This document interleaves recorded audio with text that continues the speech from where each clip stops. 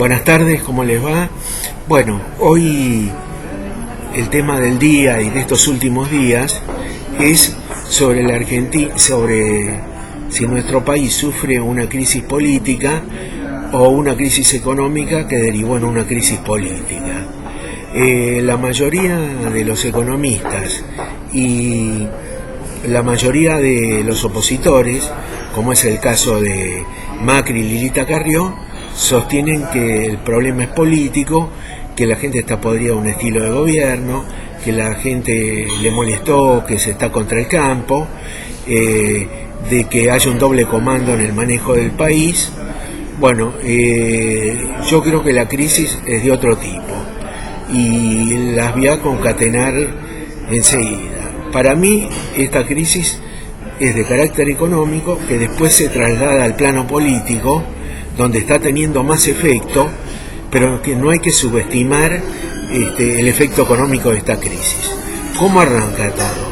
El 11 de marzo, el gobierno, en el máximo nivel, se da la orden de aumentar la recaudación. Entonces esa orden la recibe Alberto Fernández le habla con el entonces ministro Martín Lustó, y Martín Lustó idea el sistema de retenciones móviles con una base del 44% que estaba en la exportación de petróleo, que también tiene retenciones móviles, pero en este momento no sé en qué porcentaje. Bueno, ¿qué es lo que pasa? ¿Por qué el gobierno da la orden de recaudar más? Por una cosa muy simple. Uno ve a gente del gobierno, opositores, que todos hablan, bueno, esta no es una crisis como la anterior, porque la Argentina tiene superávit fiscal, tiene superávit de la balanza comercial, o sea, exporta más de lo que importa, y aparte tiene superávit en la balanza de pagos. Pero bueno, ¿qué pasa? Hay uno de estos presupuestos, que es falso. El que es falso es que la Argentina tenga superávit fiscal. Si bien es cierto que la Argentina tiene superávit fiscal, este superávit fiscal se tiene antes del pago de intereses de la deuda y del cupón atado al PBI. Ahí sí el gobierno tiene superávit fiscal, pero si paga los intereses de la deuda y el cupón atado al PBI, la Argentina pasa a tener déficit fiscal. Eso es lo que motivó al presidente Kirchner la falta de financiamiento para todo el año 2008 en ordenarle a Alberto Fernández y a Lustó que ellos idearan un nuevo impuesto para recaudar más. Entonces ahí empiezan a buscar la vuelta, idean las retenciones móviles con base en el 44%, en un momento que la soja estaba en el mercado internacional, en el mercado de Chicago, a $585. Y establecen, bueno, ellos consultan a ciertos economistas y le dicen que la soja va a seguir subiendo, que no tiene techo, porque China e India van a seguir creciendo pese al parate que hay en la economía norteamericana y europea, y entonces ponen una cláusula que si la soja pasa de $600 en el mercado de Chicago, el gobierno va capturando una renta superior al 44, y en algunos casos, en caso de que sean $700 la tonelada de soja, el gobierno se queda con el 95%, que sobrepase esa cifra. Bueno, eso origina un paro de un mes del campo. Pero ¿por qué origina un paro de un mes un campo? ¿No? Porque hay que recordar que hasta la elección de octubre del 2007, la retención a la soja era del 27%. Una vez que se produce el triunfo de Cristina Kirchner, en noviembre se hace un paquete de medidas y se decide subir la retención a la soja al 35%. Eso fue en noviembre del año pasado. El 11 de marzo, debido a la inflación y otras cosas, se decide subirla al 44%. En realidad, cuando el gobierno decide, como dije, la soja estaba a 585 en Chicago, cuando se empieza a aplicar baja abruptamente, y hoy en Chicago la soja está a 493. O sea que si hoy con la retención móvil está en el orden del 39%. Pero en ese momento, cuando se aplica una retención que esté arriba del 40%, 42%, significa quitarle toda la ganancia a los productores de soja. Los de trigo tienen una retención menor, pero también, y los de girasol, pero lo que significa lisa y llanamente es que tengan que sembrar a pérdida. Porque una cosa es ir subiendo una retención y otra ir subiendo hasta un punto en que ya sea más caro sembrar que no sembrar.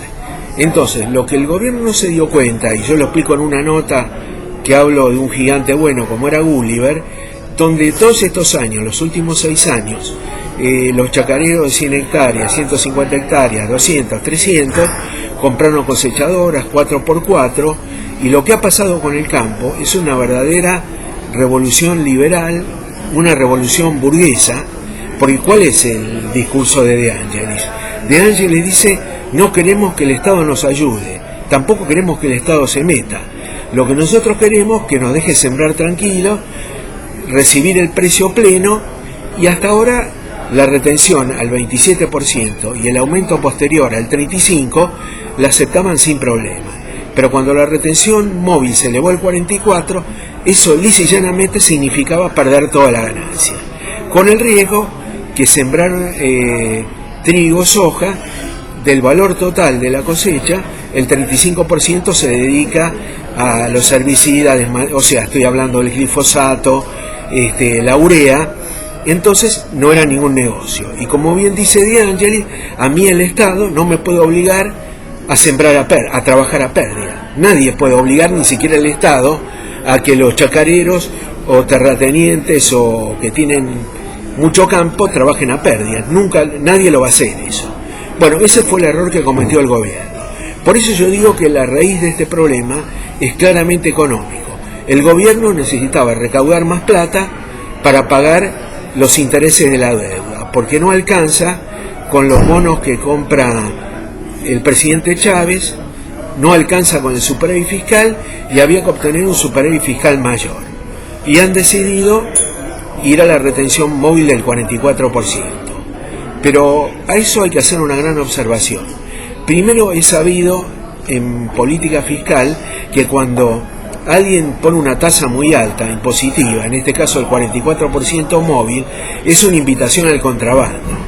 Y apenas se aplica esta medida, lo que se ve es que hay contrabando que sale, soja argentina se exporta de Uruguay, de Brasil, de Paraguay, y esto genera que no se recaude lo que piensa recaudar. Pero luego se hace el paro del mes del campo, el gobierno razona, y la semana pasada estaba dispuesto a volver atrás con las retenciones móviles, pero el presidente Kirchner lo vivió como una marcha atrás, que se le venían todos encima, y cometen el error y dicen que no. Entonces, una crisis de origen económico la transforman en política. Pero el costado económico sigue, porque el jueves, viernes pasado, lunes y martes de hoy, pese a declaraciones del gobierno, declaraciones de Lilita Carrió y de Macri, que el problema no es económico, la gente sigue comprando dólares, y de cada 10 depósitos a plazo fijo que vencen, 7 no son renovados. Una parte lo ponen en plazo fijo en dólares o lo mandan a la caja de ahorro en dólares, y otra parte va a la compra de dólares billetes. Y hoy todo el mundo en la calle pregunta qué va a pasar, y la gente está tan devaluada, la palabra no solo del gobierno, sino de todos los dirigentes políticos y de todos los economistas, que hasta hace 2 meses decía que la economía argentina bárbara, que estamos pasando el mejor momento de la historia, es que la gente no les cree nada, y al no creerle nada va a comprar dólares todos los días. Por lo cual, acá el gobierno tiene que tomar medidas económicas rápidamente, volver atrás con la resolución del 11 de marzo y encauzar esta situación, que no está perdida para nada. Porque, como dijera Ricardo Balbín antes del golpe del 24 de marzo de 1976, mientras hay vida, hay esperanza. Hasta la próxima.